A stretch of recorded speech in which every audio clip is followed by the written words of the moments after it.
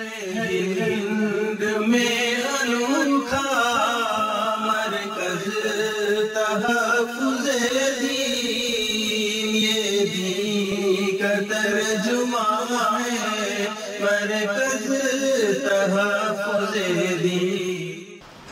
تراویح جو لوگ استعمال کرتے ہیں اس لفظ کو، یہ لفظ ہمارے یہاں تو چل جائے گا، ہمارے بھائیوں کے یہاں سے کہاں سے چلتا ہے وہ نہیں سمجھ میں آتا، اس لیے کہ یہ کتاب میں بھی نہیں آیا، سنت میں بھی نہیں آیا، نہ یہ لفظ قرآن میں ہے نہ یہ لفظ حدیث میں آیا ہے، اس شکل کے ساتھ تو کہیں نہیں ہے۔ تراویح یہ امت میں معمول بھی ہی ایک لفظ ہے، امت نے اس کو لیا۔ اس کی وجہ ہے کہ جب تراویح پڑھی جاتی ہے تو ہر 4 رکعت کے اوپر تھوڑی دیر آرام کرتے ہیں۔ آپ لوگوں کو جلدی رہتی ہے تو آپ امام کو زیادہ دیر آرام نہیں کرنے دیتے، امام تھوڑی دیر بیٹھ جائے تو پیچھے سے کھانسنے لگتے ہیں کہ بھئی وہ جلدی کریں، جلدی چھٹی دیں۔ تو 4 رکعت کے اوپر وہ جو وقفہ استراحت ہوتا ہے، راحت لینے کے لیے جو تھوڑی دیر بیٹھتے ہیں، اس کو عربی میں ترویحہ کہتے ہیں۔ ترویحتن، راحت حاصل کرنا، تھک جانے کے بعد تھوڑی دیر آرام کرنا۔ یہ لفظ جب، اور ہر 4 رکعت پر عربی کا یہ لفظ جب تراویح کے لیے استعمال ہوا تو ہر 4 رکعت کے بعد ایک ترویحہ، پھر 2، پھر 3، تو جب زیادہ ہوا، جمع ہو گیا تو تراویح ہوا۔ ترویحتن کی جمع ہوتی ہے تراویح، اس کو تراویح بولتے ہیں۔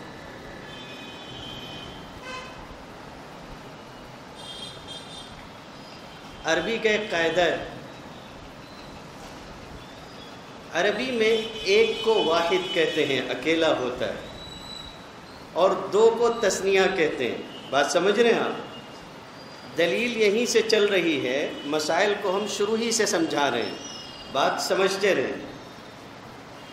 2 تثنیہ ہو جاتے ہیں، جیسے مدرسے کے کسی بچے سے پوچھا گیا، اسی حال میں نے شاید پہلی مرتبہ تقریر کرتے ہوئے تعریف پر جب بحث کی تھی تو یہ بھی بیان کیا تھا کہ مدرسے کے کسی بچے سے پوچھا گیا کہ پاجامہ کیا ہے، واحد ہے کہ تثنیہ ہے؟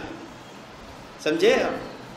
تو اس نے کہا تھا کہ اوپر سے واحد ہے، نیچے سے تثنیہ ہے۔ اوپر تو ایک ہی ہوتا ہے، نیچے 2 ہو جاتا ہے۔ بات سمجھ رہے ہیں آپ؟ تو جو اکیلا ہو وہ واحد ہے، 2 ہو جائے تو تثنیہ ہوتا ہے، اور 3 ہو کم سے کم تو جمع ہوتا ہے، کم سے کم 3 ہو تو جمع ہوتا ہے۔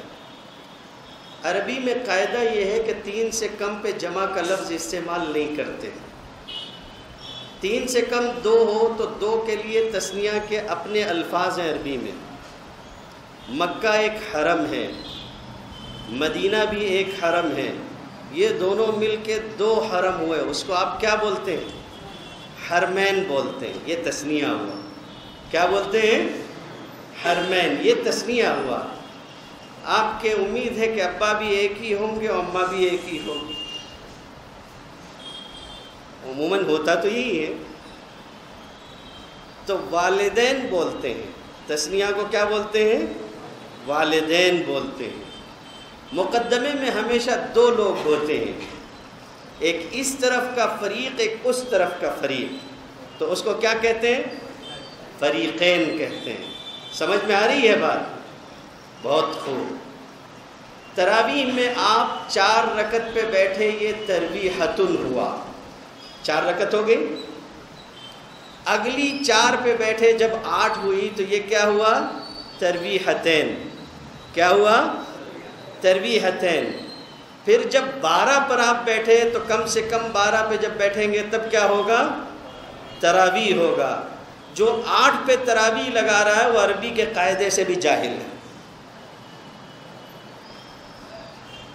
بات سمجھے نہیں سمجھے؟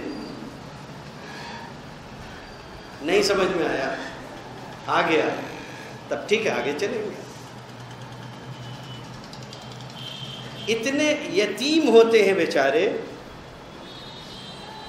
بولے جا رہے ہیں سمجھ میں نہیں آتا کہ کیا بول رہے ہیں، عربی زبان کا استعمال کرتے ہیں لیکن پتہ نہیں ہوتا ہے کہ کیا کہہ رہا ہوں میں۔ خیر، بہت سارے تابعین سے، بہت سارے اس امت کے بزرگوں سے یہ بات عملاً ثابت ہے، یہ بات عملاً ثابت ہے کہ وہ امت کو کئی تربیحیں پڑھاتے تھے۔ بات سمجھ رہے ہیں؟ 4 رکعت کر کے کئی پڑھاتے تھے۔ 20 رکعت پڑھاتے ہوں تو کتنے تربیحیں ہوں گے؟ 5 ہوں۔ 20 رکعت اگر ہو تو 5 تربیحیں ہوں گے۔ مصنف عبد الرزاق کے اندر آتا ہے کہ سعید ابن جبیر، جن کو حجاج ابن یوسف نے شہید کروا دیا تھا، سعید ابن جبیر 5 تربیحیں پڑھاتے تھے۔ کتنے پڑھاتے تھے؟ 5۔ سنن کبریٰ میں ہے سعید ابن غفلہ بھی 5 تربیحیں پڑھاتے تھے۔ حضرت علی رضی اللہ عنہ نے ایک شخص کو حکم دیا، سنن کبریٰ ہی کے اندر ہے، انہوں نے بھی لوگوں کو 5 تربیحیں پڑھائے۔ میں ذخیرہ احادیث کے اندر جتنا علم اس فقیر کو ہے اس کی بنیاد پر میں یہ کہہ رہا ہوں کہ میں نے کسی ایک آدمی کے بارے میں بھی کہیں نہیں پڑھا کہ اس نے تربیحتین پڑھائے ہوں لوگوں کو۔ ایک حوالہ آج تک میں نے نہیں دیکھا کہ اس نے 2 تربیحیں یعنی 8 رکعت پڑھائی ہو۔ ہاں، 5 سے آگے دیکھا ہے میں نے، 6 بھی پڑھانے والوں نے پڑھایا، 7 بھی پڑھا دیا، لیکن 5 سے کم تربیحہ کسی نے پڑھایا ہو یہ میری نظر سے نہیں گزرا۔ ہند میں انوکھا مرکز تحفظ دین، یہ دین کا ترجمہ ہے مرکز تحفظ دین، وصف نبی کا پیکر علم